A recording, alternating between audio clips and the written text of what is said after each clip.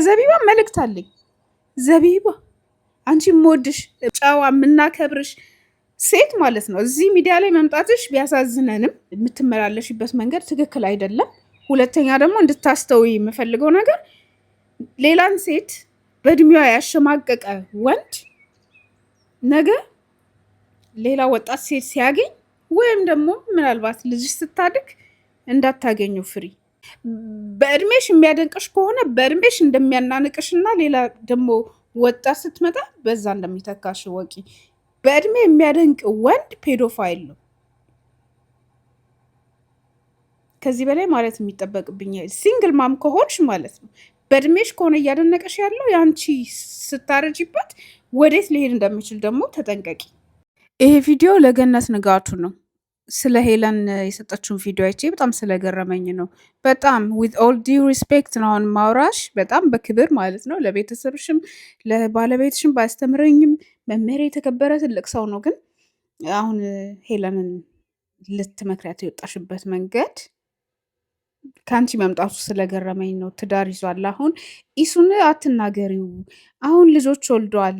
ቢሆን እንኳን ኮንተንት ለመስራት ብዙ ድራማ እየተሰራ ነው እና ኮንተንት በብዙ መንገድ ይሰራል ምናምን ምናምን ብለሽ ማለት ነው ልጅቷን ለማሸማቀቅ የሄድሽበት መንገድ በጣም ከአንቺ ስለገረመኝ ነው። እንዳትረሹ ላስታውስሽ ብዬ ነው። ገኒ ነፂ የሞተ ጊዜ በሞተ ሰው ኮንተንት የሰራሽ ሰው ነሽ። ቆይ ብለሽ ማለት ነው ካሜራ ደቅነሽ ነጠላ ጥቁር ሻርፕ አድርገሽ የምንረሳው እንዳይመስልሽ። ዊል በጣም እያከበርኩሽ ነው የምነግርሽ ይሄንም ማለት ነው። ነጠላ አድርገሽ ምናምን ሶፍት ምናምን እንደዚህ አዘገጃጅተሽ ካሜራ ኦን አድርገሽ ስልክ ላውድ ላይ አድርገሽ ኮንተንት የሰራሽ ሰው ነሽ። ትዝ ካለሽ ማለት ነው። አንቺ ይሄንን መናገር አትችይም። ሲጀመር ልጅቷ የራሷን ታሪክ ነው ያወራችሁ። ቀጥሎ ደግሞ በፐርሰናል ላይፍሽ ራሱ እከሌ ትዳሩ ይዟል በቃ አሁን ሄዷል የሄደን ምናምን ብለሽ ለመናገር አይልም። ምክንያቱም ከተከበረው ከሙልጌታ ጀዋሬ መምህር ባለቤትሽ ጋር የተለያየሽ ጊዜ እንደ ሴት የሚሰማሽ ስሜት እንዳለ እናውቃለን። ያ ይሰማል። ምክንያቱም ጨዋ ሴት ነሽ፣ የምንወድሽ ሴት ነሽ፣ የምታምሪ ሴት ነሽ ምናምን እናቅሻለን፣ እንወድሻለን እና አንቺ ላይ መሆኑ ትዝ ይለኛል። ህዝብ ደብሮታል ማለት ነው። ያ ህዝብ የደበረውን ነገር ሚዲያ ላይ እየመጣሽ ኢትስ ኦኬ የምትይ ሴት ነበርሽ። ገብቶሻል? ትዳርን ከራስሽ ፊሊንግ አስበልጠሽ ኦኬ ለልጆች ሊሆን ይችላል፣ ልጆች ሳይኮሎጂያቸው እንዳይል ምናምን ሊሆን ይችላል። ትዳር ምንድን ነው? ይሄን ያህል ማለት ነው። ይሄን ያህል ለትዳር ተብሎ ምናምን በቃ በየጊዜው ሚዲያ ላይ እየመጣሽ ኢትስ ኦኬ ወይ ይቅርታ አድርጊና በቃ ምናምን ተባለ። አሁን ተጋባችሁ። የሄደ ሰው አይመለስም ለማለት አንቺ አሁን ሄለንን ለመምከር አትሆኝም ማለት ነው። የሄደ ሰው መልሰሽ አግብተሻል። ገብቶሻል?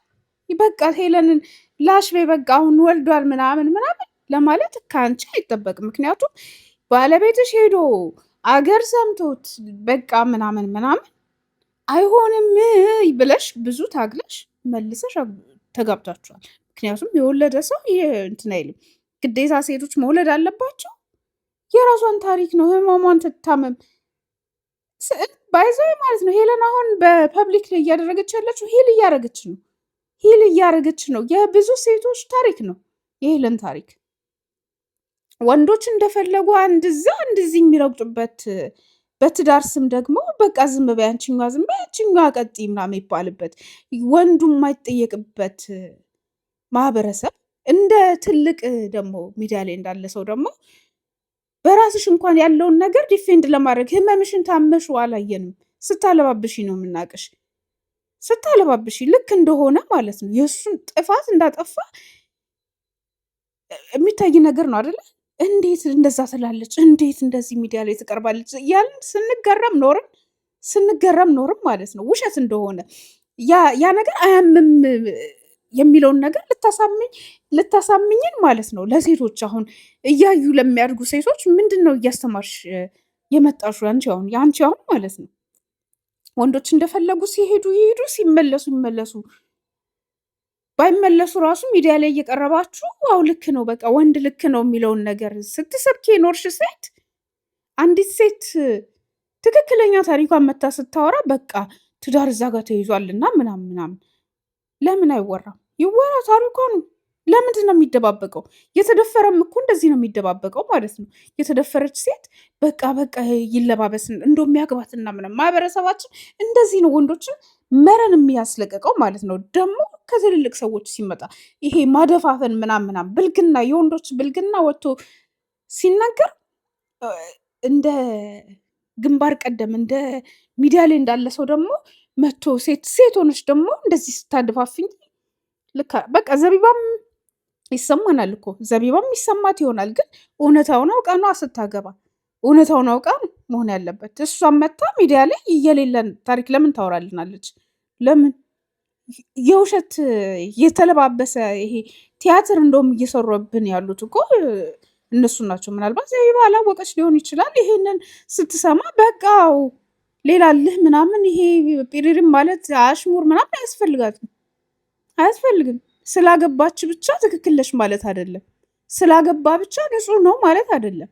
እዛ ጋር የተበላሸችዋ ሴትስ ላይፏ የተበላሸውስ ስንት ዓመት ቴራፒ በቴራፒ ስንት ዓመታቸውን የሚያቃጥሉ ሴቶችስ ማግባትና መውለድ ሲችሉ ማለት ነው ወንድ ልጅ እንደፈለገ እየዋሸ እንደፈለገ ለዚህ ዓላማ ለዛ ዓላማ እያለ እየቀረበ የውሸት ማኒፑሌት እያደረጋቸው ስንት ልባቸው ተሰብሮ ቤት የተቀመጡትስ።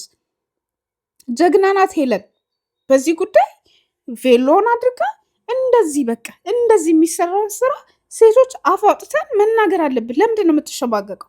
ምንድን ነው ሄደና ሌላ ገባ ኩም ብላ ተሰብራ መቀመጥ ነበረባት? ምን ማለትሽ ነው? ትክክለኛው ነገር ይውጣ። ሚስትም ከሆነች ዘቢባ እንትን ትበል። ሲቀጥል ደግሞ